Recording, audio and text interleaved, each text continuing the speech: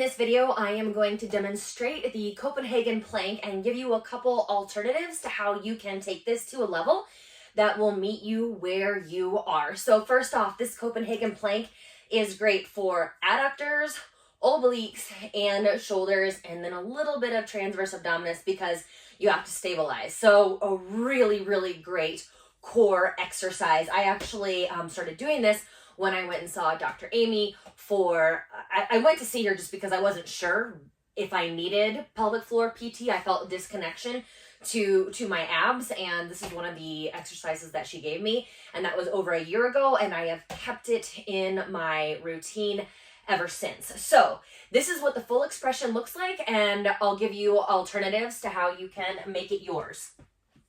So what you're going to do, this is my workout bench. I also will do it at the gym on a soft plyo box. You just need a surface that is elevated off of the ground, probably like at least 2 feet off the ground, maybe 1.5 feet. And you're going to extend your top leg on the elevated surface. The inside of my foot is going to be there. I'm going to have a flexed and active foot.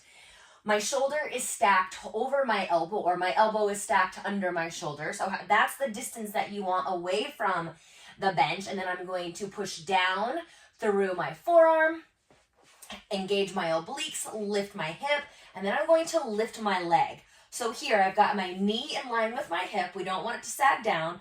You're going to lift up. You're going to root down through this bottom arm to rise up through the core and this right lifted hip, or whatever hip is on top.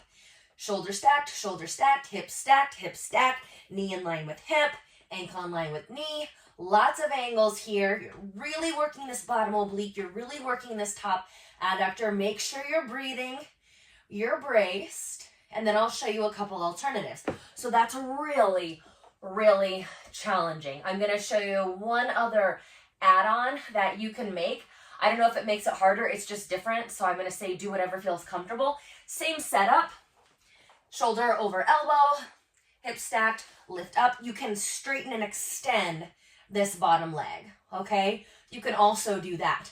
Both of these, I would say, are the most challenging variations. So if we're working up to that, a couple things that we can do, get real intimate. Real intimate with this bench. I'm going to get up in there, okay? So that the inside of my shin, my knee is on the bench here. But same alignment. It's just a shortened lever, right? So that's going to make it a little more accessible.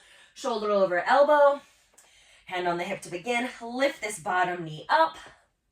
Here we are. You can bring it forward. You can keep it in line. Arm up. I think the arm up helps me keep my hips lifted. So I really like that. Plus, it's kind of like fancy at the gym or wherever you are. Keep your head in line with your spine as well. I didn't mention that on the first ones.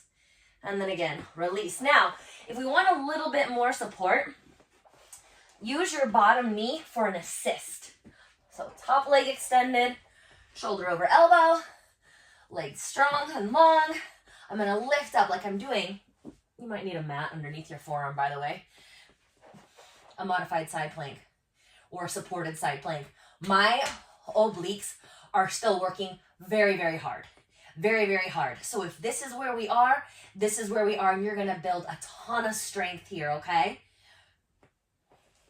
And then you could also do that, I believe. I'm learning on the fly with you. With your knee bent. The intimate version. Totally.